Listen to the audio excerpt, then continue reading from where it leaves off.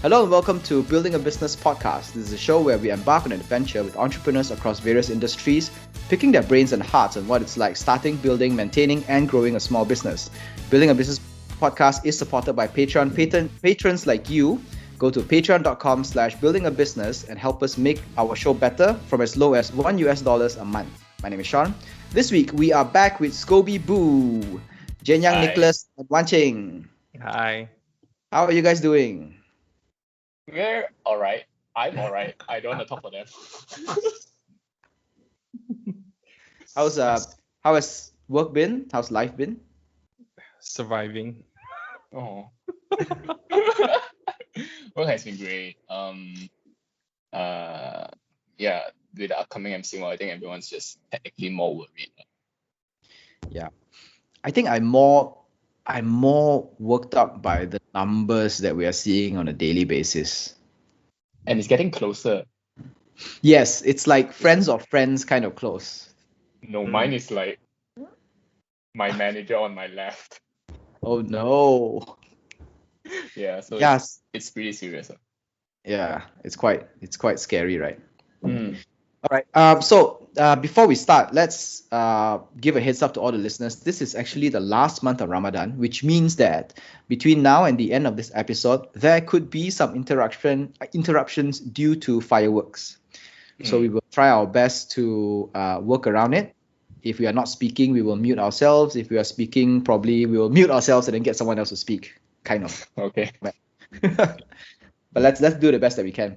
All right, let's get started. So, how has the month been? I think the last time we met was a little over a month ago, right?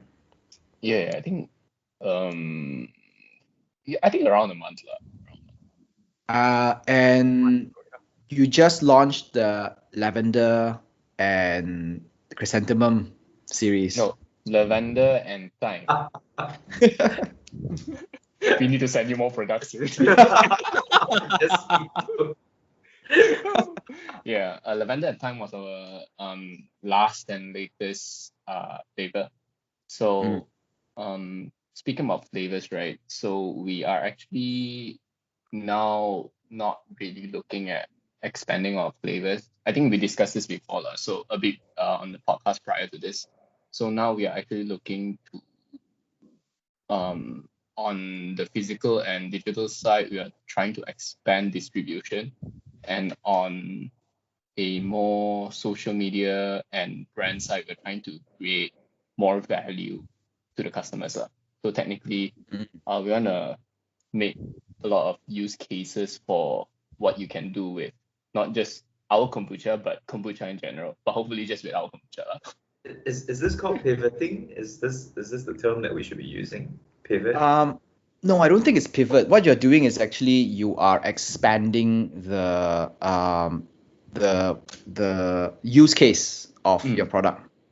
Yeah. So I want to talk about that part where you're looking for what is this called? The more new ways to use your product, right?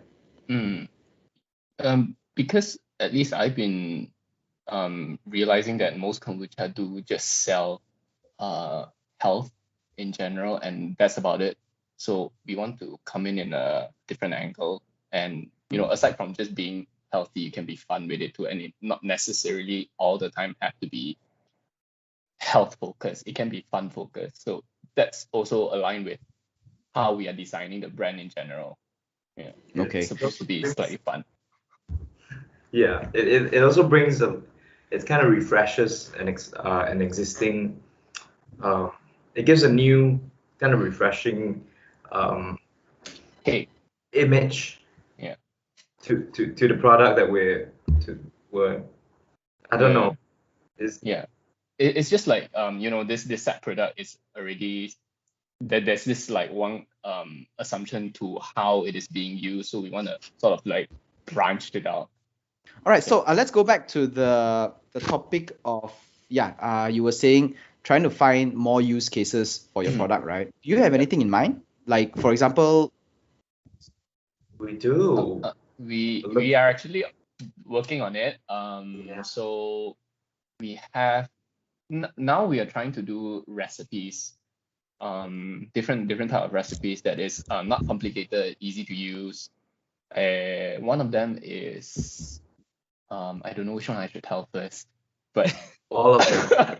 no, we just tell one, and then the others please follow us on Hey Scoby Boo, Hey.Scoby Boo, plug. Yeah. Oh, really? Yeah. No, give them at least three to like tease them.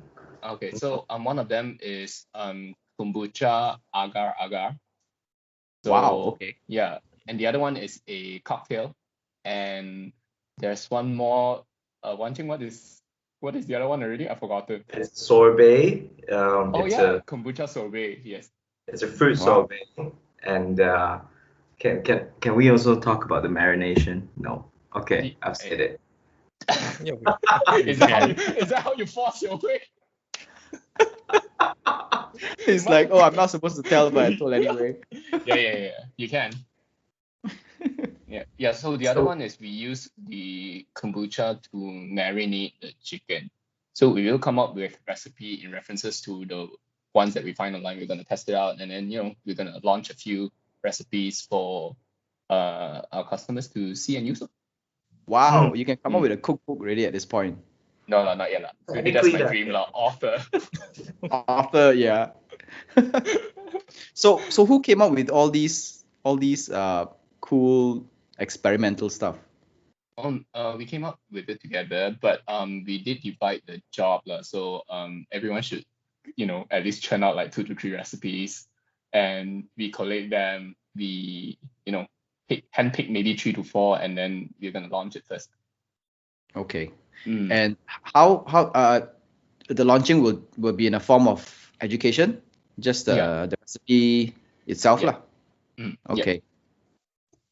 So you'll there's going to be like a fine print below. You can use any type of kombucha, but for best Yeah, but please use- experiences, Please use Scoby. ours. And I think it's because we're curating these cooking recipes to the flavor of our kombucha, so it kind of enhances the food in a very specific way. So if I talk more about the sorbet, we're proposing to use lemon and ginger kombucha, but complement it with the Fuji apple.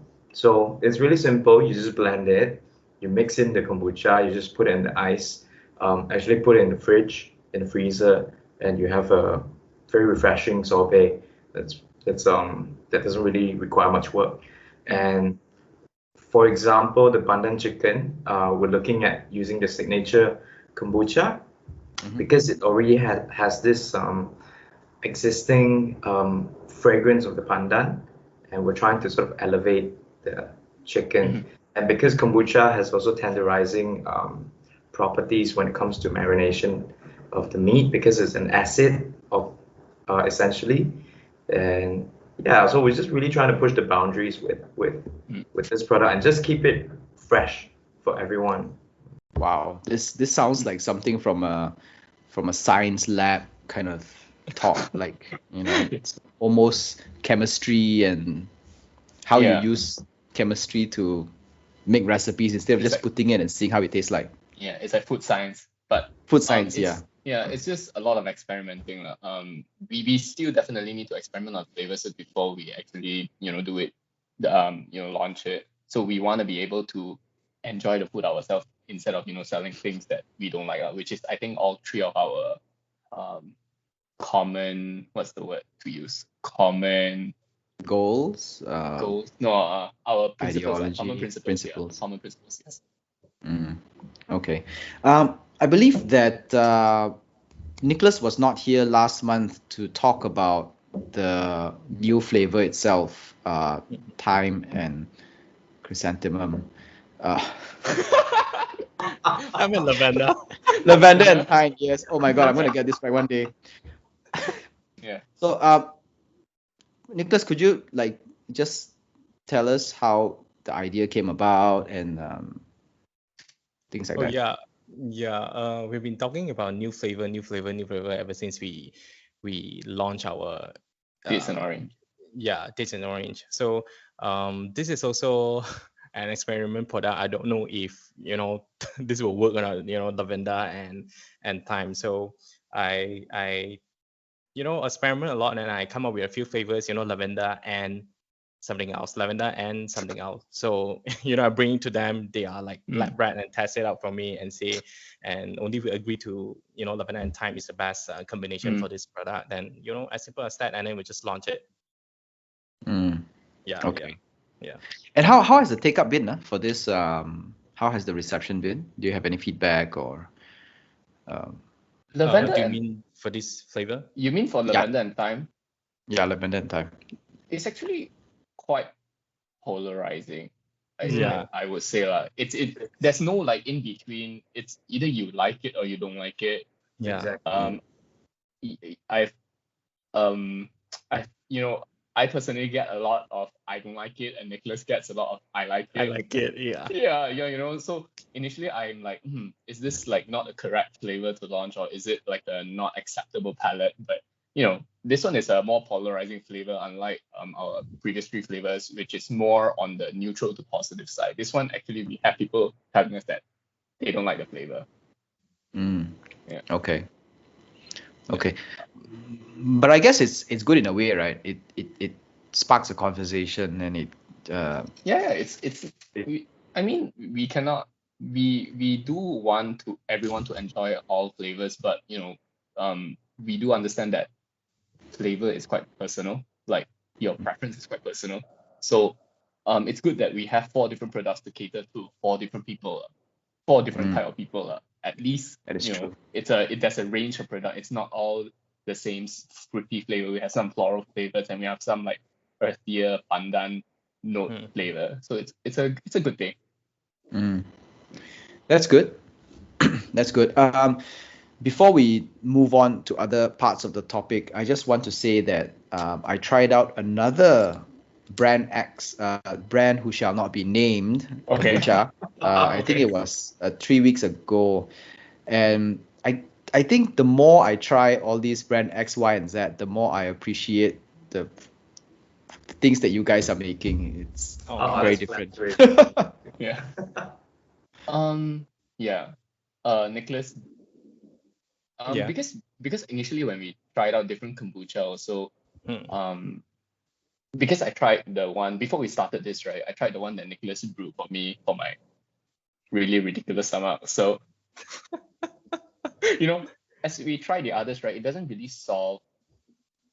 It actually makes my stomach gassier because there's a lot of gas in it, and I don't know. Don't quote me on this. I don't know whether it's artificially added or not, but that kind of fizz seems artificial.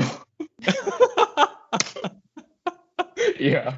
So we try to do it more organically. We don't add anything. Even if we want to add flavors onto it, it'll be like natural juices. It'll be, let's say if we use the orange, we want to wholly use the orange, we'll just squeeze the juice out and enhance the flavor there instead of adding flavoring. Flavoring.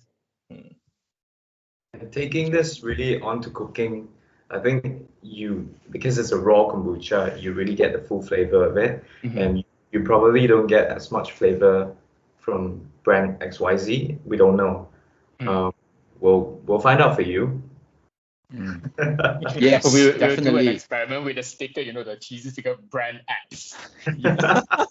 Yes, and you can do like one of those Pepsi blind tests where you blindfold someone. Oh no, you put like the drink with a black color cover and make them taste it.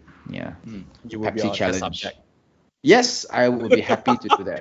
Yes. You can start a YouTube channel already, blind testing kombucha. Yeah. Yes. Then you can get a whole bunch of people to do that, and they can create like kind of a collage of them testing, and the one that they pick is always the one, of course, yours lah. That because it's it has to be biased, right? Oh no! But we don't tell anybody. It is just between the 4 of us, okay? Yeah, you can cut this part out. You chop this part out. So we can trace it back to this video. Yeah.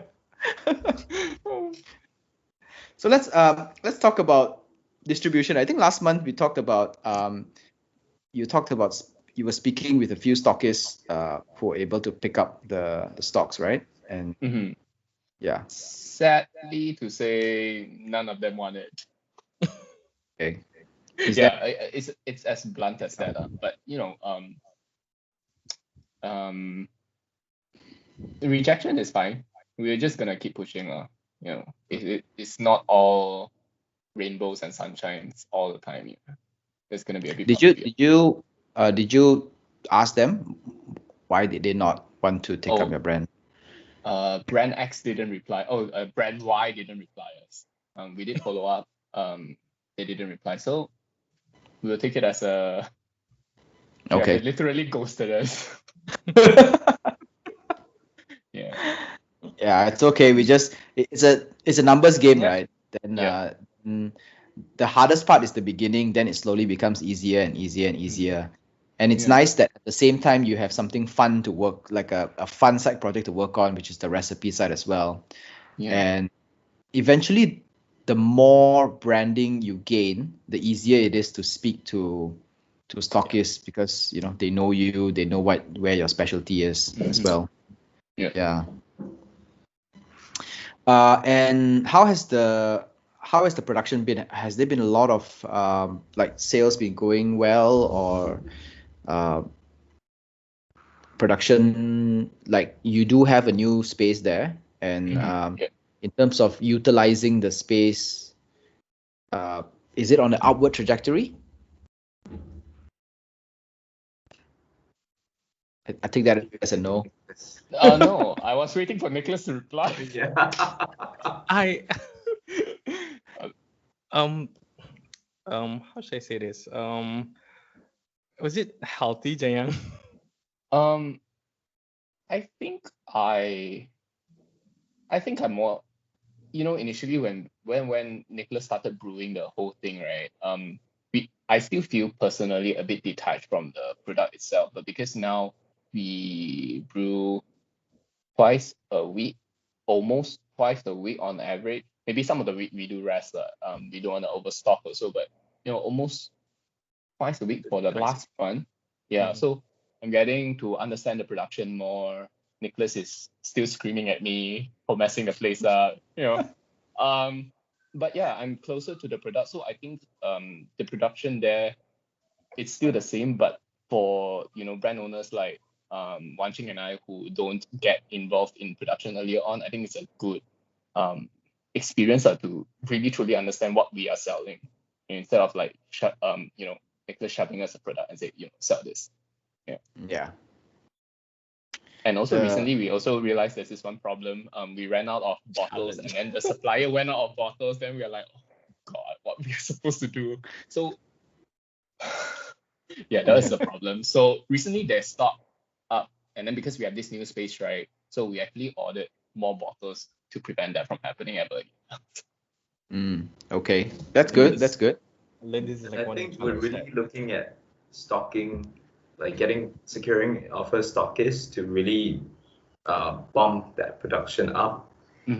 And yeah, we're just really, that's why Jen Yang at the outset, like initially, he also said we're focusing more on distribution this time now. At the so I just want to understand, right? At the current moment, what kinds of stock do you have that are perishable in the sense that they have short lifespan? Do you have anything of that such? No, we buy all our ingredients, like let's say fruits and herbs fresh. So they usually are used within a day or two. Okay. So everything is like just in time format lah. You don't have anything in stock and wait. Yeah. Okay. And so now your main focus is to look for stockists to help with distribution. Is there any thoughts to also at the same time maybe go directly to customers and sell the smaller numbers, take advantage of maybe seasonal buyings and things like that, and get more people on board? Interestingly, when you mention seasonal buying, we are looking at it also for Halloween because thematic towards Scoby being a ghost and Christmas. So upcoming it will be we'll try to target our customers directly or our audience directly. So through that that too is the seasonal one. But right now I'm still not sure. We are still not sure how to actually convert the sales. We get engagement. We get people interested, but the conversion part is still something we're trying to figure out. Okay. Yeah. Okay, so this one comes down to running tests already. Like, for example, you need to, okay, let's say usually what we do is, in terms of trying to figure out where customers fall when in your sales funnel, they don't tell you these things right off the bat. If they do tell you, then it's a gift already. It's a godsend already, but they usually don't tell you. So what's going to happen is businesses usually would test certain hypotheses. So let's say right now, my hypothesis is that we fall in the part where people are trying to transact. There is a barrier to transaction. So then you run a test to bring down the transaction barrier and to see if that actually increases the sales volume. So then, now the next question is, what should you do to bring down a transaction barrier? Number one, set up a very simple e-commerce page that don't even have a checkout. They add to cart and then they immediately automatically send you an email, and from that email, you take action and you reply to them. Number two, you set up a Facebook shop, which is easier. So you put all the products in there, all the SKUs, all the variations and everything. You put it in there. You direct people to the Facebook shop to make the purchase. So it becomes a click, click, click type instead of a calling type. So then, Jenya, we can't hear you.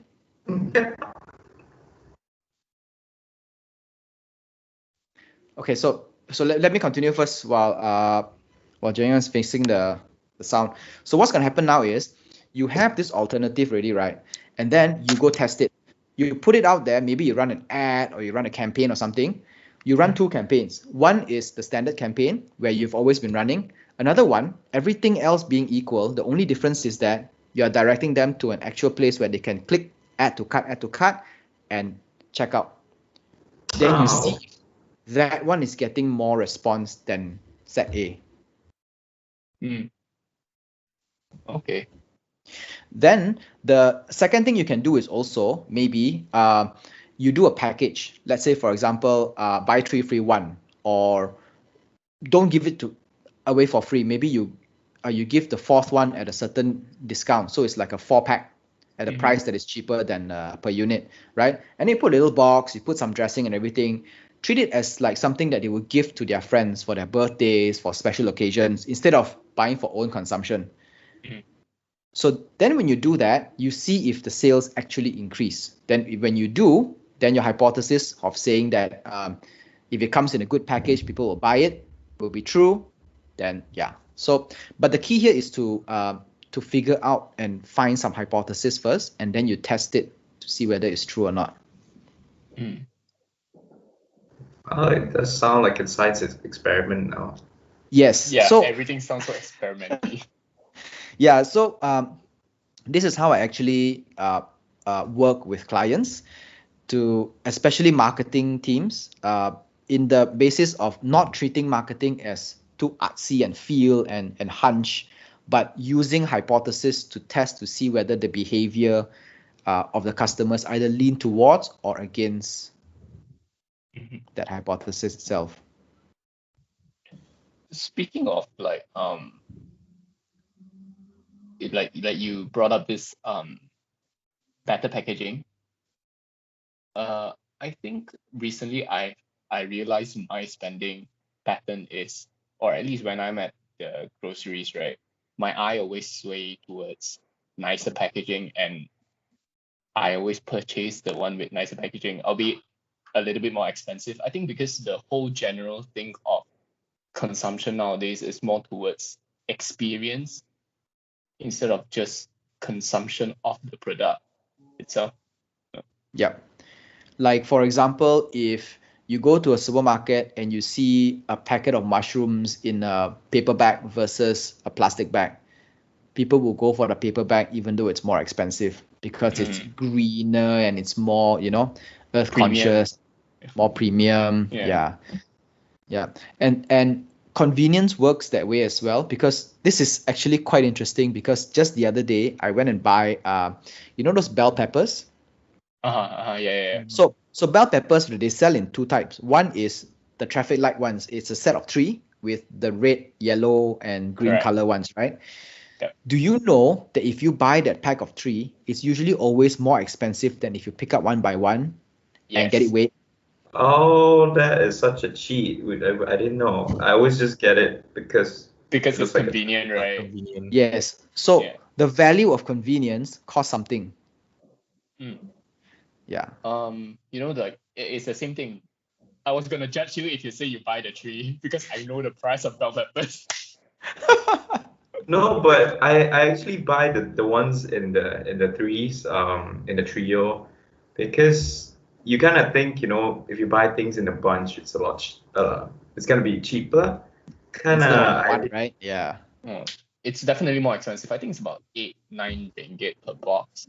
oh Whereas wow. a piece of bell pepper is like two ringgit ish. So you're paying like 2 ringgit extra for the box. I've been scammed all my life. Yeah. Yeah. So it's like And So it's like that salad, that salad pack, the one that they sell all washed and pre-packed. Yeah, that's also convenience that they sell it to you at 7 to 8, where you can buy separately at like 4. Are we Yeah. still consuming salmon, Jaya? Move on.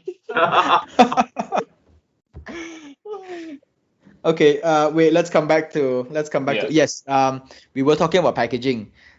So yes, I do agree, packaging makes a lot of difference, and especially during special occasions where people want to buy something for their significant other or their friends or something, right? And they don't want to go through the trouble of packing it out and making it look nice. So if you do it for them, then they don't mind paying the premium. I do agree. So let's talk about, I guess, the most noteworthy struggle of the month. I'll hand it to you too. Nicholas, go for it. The what? The most? Noteworthy struggle. Like, what's the struggle you?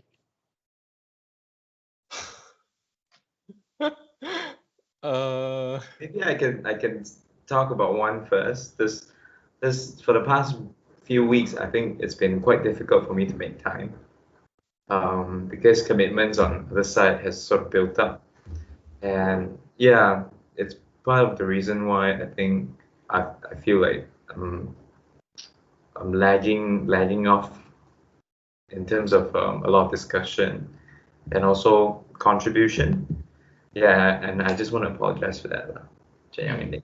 No worries. We actually don't put any blame on you, because I know at least we know in good faith that you want to be there, but your day job and your other commitments are overwhelming. We don't want you to feel like a drag, like you're being dragged here. You're not enjoying the process already. So when you are able, we want you to be there. But if you aren't able, we don't blame you. Yeah. I can't hug you here, so I'm gonna send an electronic hug to you. Yeah. Okay. Thanks, guys. Back to Nicholas, maybe. Yeah. Now we're gonna put him on the spot. Well, for me, I think the most struggle part is always for me to think on how to shorten the production time and to make it more efficient when we were there. So most of the time I just want to simplify and make it easier to produce it. After, imagine like after a day job, we were tired already from the work, and then we go there like 3 to 4 more hours. I've been always thinking about that. So also thinking on how to improve the the quality of the product itself. So I talked to Jinyoung recently that I want to buy a new jar for fermentation. Yeah, it's a no, it's okay. It's more like a fermentation specialized jar. So it's meant to only ferment. So we want to test whether it actually improves the fermentation process. Yeah. Because actually we realized that even though everything is consistent, right, the kombucha does come out inconsistent at the end. Mm-hmm. And we want to try to make it consistent. So for the flavors, we don't want one batch of let's say signature taste slightly different. We want all to be at least similar within a certain margin. Okay. Is it a common thing that kombuchas like have this kind of volatility in terms of the taste? Yeah, I think so. otherwise they have to be in exact pressure, exact the environment, just a little change in the humidity and the temperature, because these are actually live culture, so they're really sensitive to the environment. You can try playing some sentimental music and see if the quality increases.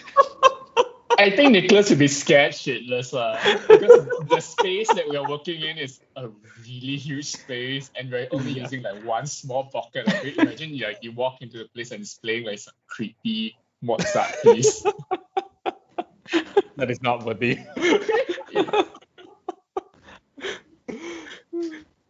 Yeah. Anything from Jenyang in terms of your? I think for me generally it's always the same I know thing. Jenyang. What? Always getting scolding. It's like there's one time, right? This is not business related. There's one time he sneezed onto the window, and then he started calling my name. Jay, why you sneeze there? Dude, it's not my fault, Yeah, but what's my yeah, you go. I think your struggle is on keeping track on the bottles and the sales. Yeah, like, oh god. My issue, right? Because I do, it's not.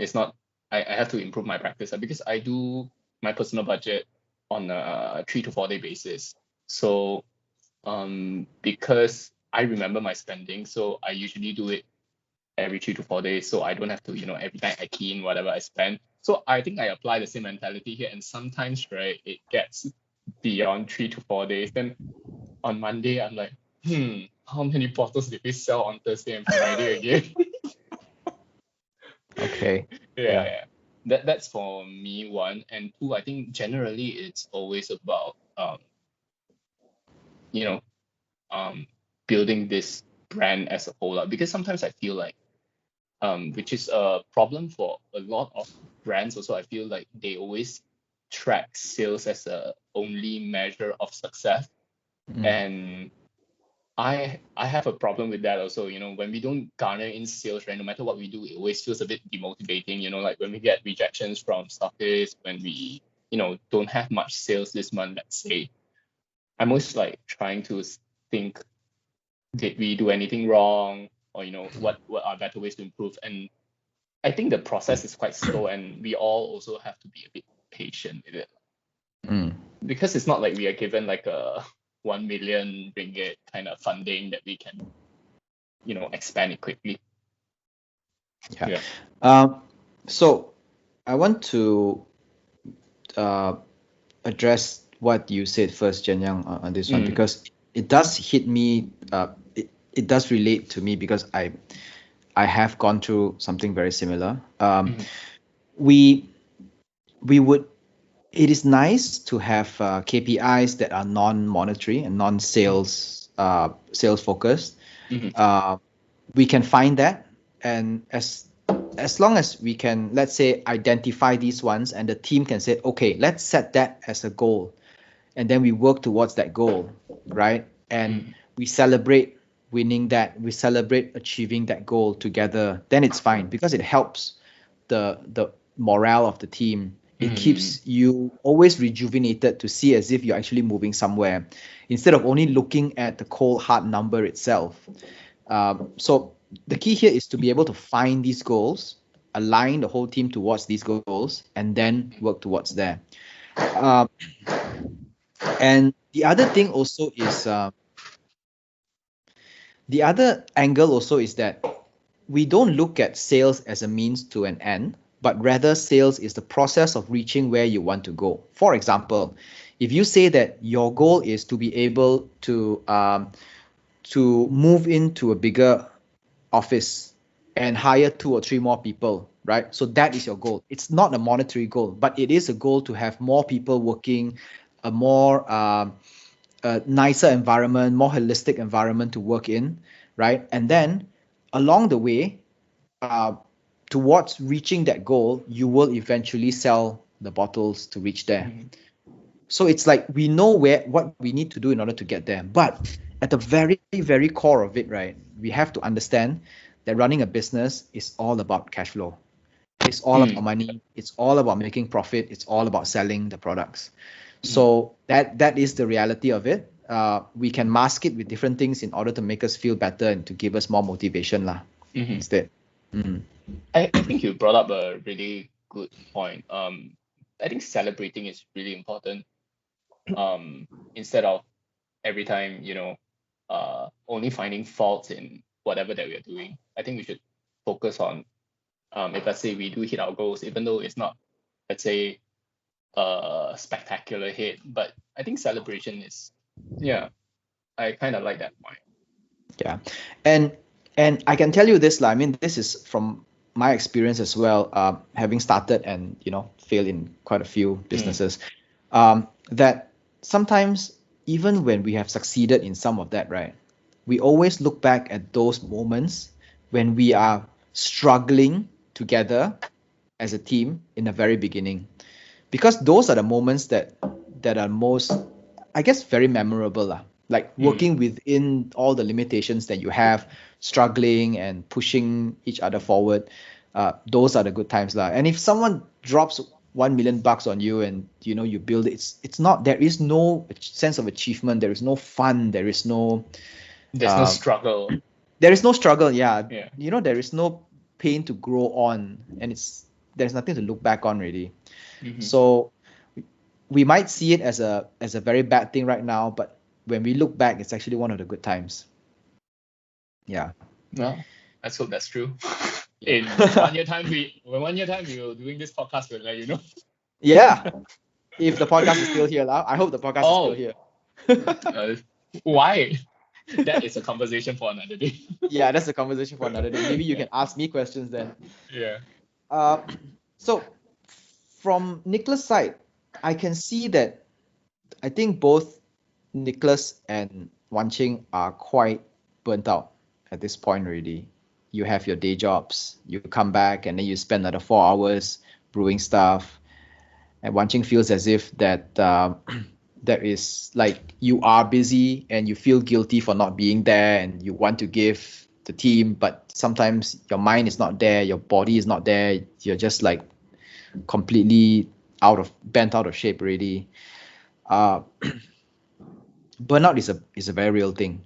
I have spoken to another team, athletes for athletes. I think I told you guys before about this, that they are a team of 4 or 5, and they went through a very bad phase of burnout, where they feel as if whatever they are building has no economic value, in a sense that they cannot find consumers for it, they cannot find buyers for it, and they don't even know whatever they're building is just a pipe dream, or there is actual purpose in the market. There is they're actually solving a market problem or not.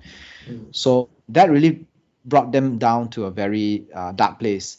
And what they did was they gave each other some space. Like let's say for example, when you guys meet up, right? There is a lot of relationship dynamics when you're working in this kind of relationship, where you can ask each other, so where are you guys at in terms of percentage? If you're at 100% or at 80%, then the rest will know how far you can push that day or that week. And if, let's say, Wan Ching comes and said, guys, I'm at 20% this week, I'm really, really bad shape. So then those who are at 80 or 70% can cover the 20-30%. Because there will be a day when Nicholas will say, guys, I'm feeling really tired today. I'm at 20% today. And then the other two of you guys will cover up. And that kind of covering each other when you are at your 20%, it's the kind of dynamics that pushes the team forward. Instead of expecting equal amounts of this of work from everybody at all times, because we're not machines, right? Mm. And it's harder because you have your day jobs, and some days are good, some days are bad, and that's just the reality of it. Yeah, really and something to when think about. I'm not sure about Jen Yang and Wan Qing well. When I do production, I'll always ask Jen Yang sometimes like, hey, how's Wan Qing? He's been quiet recently, how's work? Sometimes when Wan Qing say after you want to come there, I say, no, I don't need you. So I think this is the kind of Yeah, that support. day. Yeah, I think this is the kind of support that we are giving each other without realizing it. Are we realizing it? I'm not sure. But yeah, like last month, I'm having some personal issue also. Like both of them, they are supporting me. Like they say, hey, don't worry, Nicholas, you don't have to go into the podcast. We can do it for you. So, I feel like this is a kind of motivation for me to go on with the project. To be honest, there are a few times that I feel like, should I continue? Should I continue? But, looking at them, they are there, like 100% believe that it will work. And yeah, I mean that's why I'm here till today. No, I Not want to very give you a long, hug but too, but I cannot. I'll send you another e-hug. I think at the end of this, we're all gonna cry now.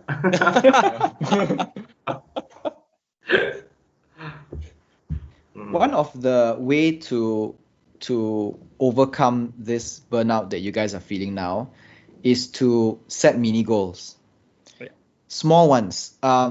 You don't have to say like each time we seal a stockist, we do that. So that is one of the reasons why sometimes it makes sense to sell to consumers directly, because whenever you sell 1 or 2 or 3 units, it actually helps build your morale and your confidence to do a little bit more. So instead of going for like the big mountains, like one stockist can bring in, can take in 1,000 for us and things like that. So let's put that as one of those big goals. And then you focus also on the smaller ones. And the smaller ones keep you going, make you happy. They say that, hey, you know what? People are actually buying. They're loving our stuff. And they give another good review, and it makes you feel happier, makes you want to go in and brew more products, makes you want to make it better. And it's not just so much about the money, but it also makes you happy as well. So I guess in that sense, that's why a lot of people also focus on the smaller sales volumes. Yeah. We celebrated our milestone 200? sales. No, more than that. Oh, okay. Was it a? No, I think it's 100. I think it's 200. I think we celebrated our 200 bottles. With Zap Fan. Courtesy of the company. Yeah.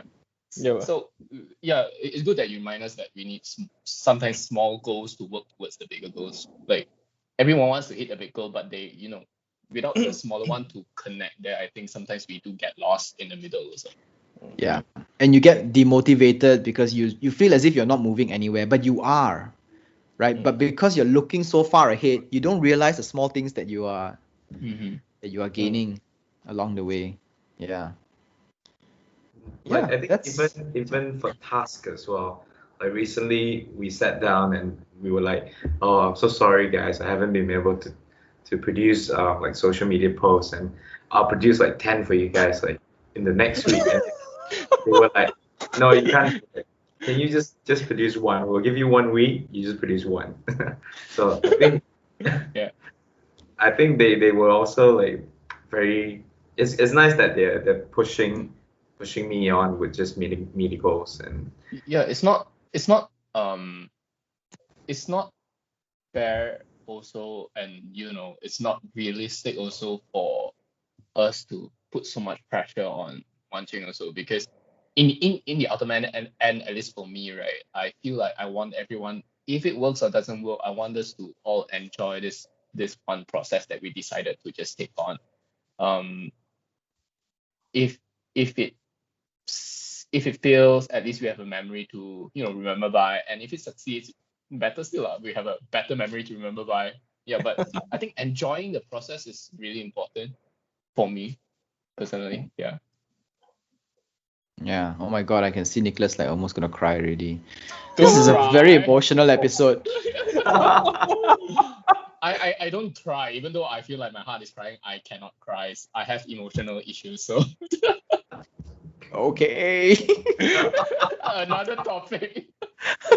Another topic for another day. Yeah. Yeah. Okay, so before we wrap up, any plans for the month? Okay, you have one which is the recipe. You have another one which is the keep looking for distributors. Yeah. So moving on, we are aiming for 2 more flavors by the end of the year. So that gets us at 6 flavors. So one, because just now we mentioned something about the festive season. So we're gonna launch the flavors and some added value marketing stuff there on each season. So that is the 3 thing we want to do, the main thing. So distribution, festives, and recipes. Okay, and I would also add setting mini goals, because it does setting mini feel goals. as if you guys are quite burned out at this point already, and if we do not address this issue, then it will become worse and worse, and then you will start to turn on each other, which is not a good side lah. So you can divert all the energy outwards towards setting mini goals. That'll help keep the team together. I think actually innovating, like looking at the recipes, that also excites ourselves a lot. Yeah. It does kind of like put a reset button on coming back together and sort of rethinking a bit of things. So I think it's just keeping it fun for us. And who knows, it might turn into a YouTube channel, Then once he will be the host, I'll just opt out. Just like, it will be either one of those like those tasty channel, the downward facing ones where you Oh no, I love those videos. you have those videos. I love those videos. I'm like, such a good production. Yeah, exactly. So and then you can probably gain some YouTube, or you can probably even do the things that I think Nestle Conflict does whenever coming to Raya. They have recipe book of what what little cookies you can make using the conflicts. Oh. Yeah. Yeah. Then it becomes And I think because recently also Yang was just talking about how video engagement is definitely a lot more than just an image. Yeah, still images. So I think there's still images, so maybe this could be a start to curating more video. Yeah, more interactive contents. Interaction, But also remember this, it takes a lot more time and effort to make a video compared to an image. Yeah. So that is the time that you guys are taking from whatever that you guys are already doing now. Yeah, we'll balance that. Obviously, it's gonna be something like we try to churn out at least one in a month. Oh shit, 2 months. I was about to say 2 months. At least once every 2 months, I think. And if we can work out with that schedule, we will try to increase with the video content. Yeah, interesting. So I am looking forward to that. So once you put it out, I'll share it on my Instagram page. Yeah, and I'll make sure to send some bottles to you. Okay. I'll make sure it's lavender all and chrysanthemum. Times. Lavender and chrysanthemum. Time, not chrysanthemum. It's time. Maybe we should take chrysanthemum into our next. It could be a sign, right? Chrysanthemum and it could be. You're dressed in yellow. No. No. No. CPO reject. I'm sorry, wondering what's CPO. No, it doesn't work like that. But some again we're using natural ingredients, so some of the items they don't have a very strong taste of it on its own. Mm. So when you have kombucha, the taste is suddenly stronger. It will overpower the ingredients. So yeah, some work, some don't work. So yeah. Okay. So any hints on the other two flavors? No. Something from Penang. No floral, fruity. No. From Malacca. No. But Okay. everything is low. We try to make it. We try to make a few flavors that's local. Yeah. That's Okay. all. Okay. Yeah. Perhaps when the recipe and all work out, you can start to collaborate with ice cream shops and all that as well already.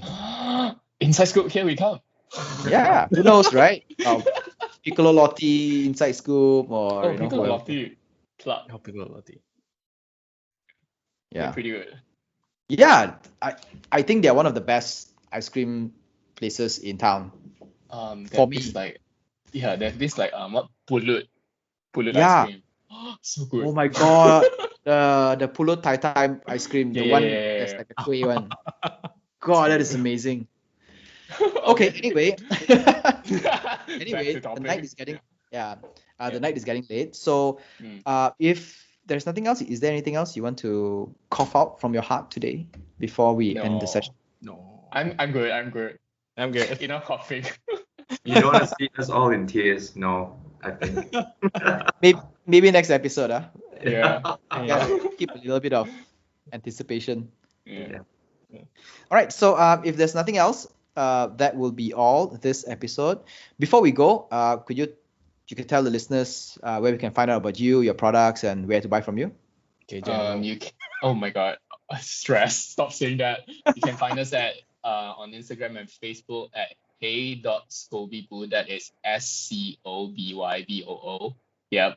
And you can order from us directly by just sliding us a PM. All right, slide it. I need to get that scripted. Yeah.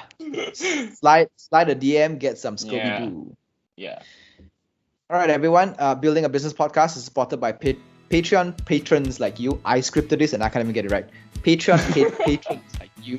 From as low as $1 a month, you can help transform Building a Business Podcast into a source of inspiration and lessons for all entrepreneurs and small business owners all over the world.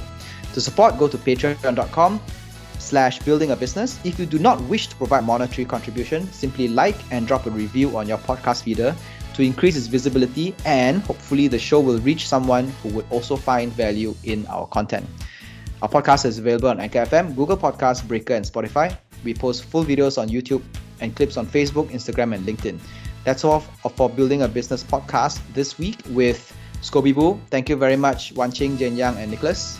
Thank you. Thank you. See you next month. See you.